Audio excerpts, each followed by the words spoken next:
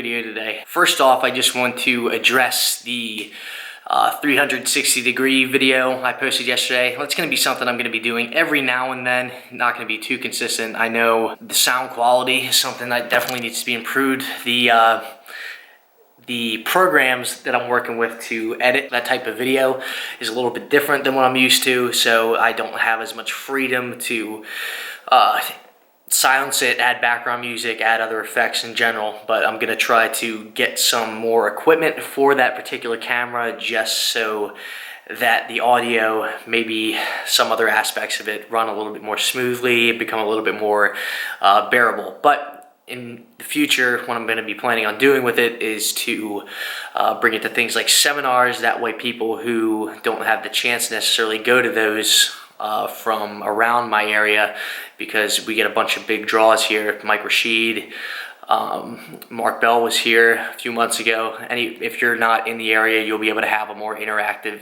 experience with it. In general, I'm probably also going to be delving it off to a couple guys who are in the gym around the same time that I am, just so you guys have the chance to possibly meet a couple other impressive members that go there.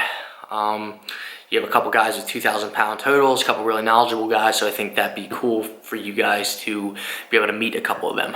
Anyway, welcome to the Ascension series. It's essentially going to be covering pretty much my entire peak that I'm going to be doing. So the goals are, by the end of this whole peaking cycle, is hopefully to hit somewhere in the range of a 435 to 440 bench, 600 to 615 maybe squat, and 635 to 650 or so deadlift would be my ideal numbers. Obviously, anything over my previous maxes I'd still be content with, but those are really the numbers that I'm trying to shoot for right now. I'm gonna keep everybody notified, I guess, as to what exactly I'm doing regarding the day-to-day type stuff, depending on how my body's responding to certain things, as to when I start to lower the volumes of certain accessory exercises, something like that, just because it's really more difficult to peak properly than a lot of people think. A lot of people think it's just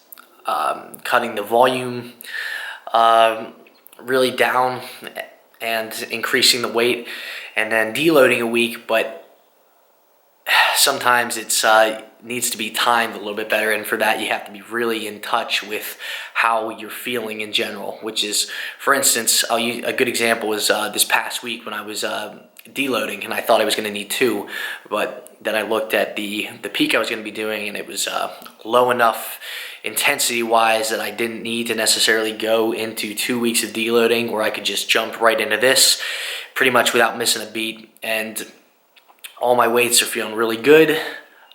Even on a kind of a crappy day, honestly, today, just how I'm feeling wise, the weights moved very, very easily. Just I'm gonna have to listen to how I'm feeling a little bit. Pretty much the main difference between what I had been doing and what I'm doing right now is when I was doing my previous strength cycle and hypertrophy cycle, I stayed in the RPE ranges of about 9.5 for my initial set.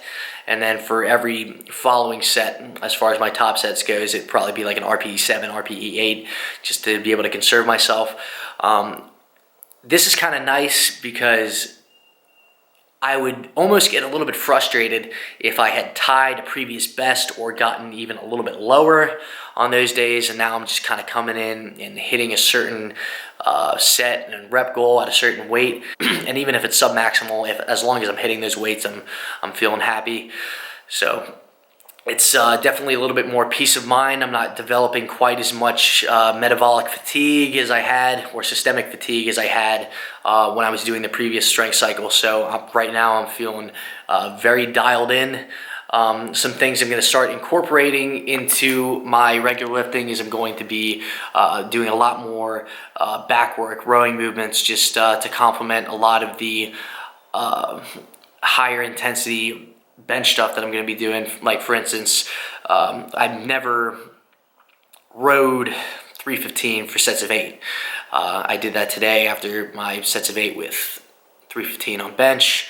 I'm going to be incorporating in a lot more slingshot bench just to get that overload a little bit. I think that's going to be very helpful because that's what seemed to push my bench from 405 to 420 previously, is just getting used to being able to actually hold and handle those heavy weights through a full range of motion. So I'm going to have to figure out some ways to overload a little bit on the other lifts, whether it's just heavy controlled eccentric portions or whatever. Maybe I'll even try some banded squats or banded deadlifts or something like that. Maybe we'll have some fun. But just a quick training update to what I'm going to be doing over the next 8 to 10 weeks, and we'll see where the numbers land. I'll probably come back with a little bit more informative type content on Wednesday. One's how to determine asymmetries and ways to fix them. So I think that's going to be beneficial to a lot of people, especially a lot of people who you see maybe who are struggling with poverty bench, and you end up seeing them locking out one side earlier than the other. I think it's going to be a good way to address those sort of issues.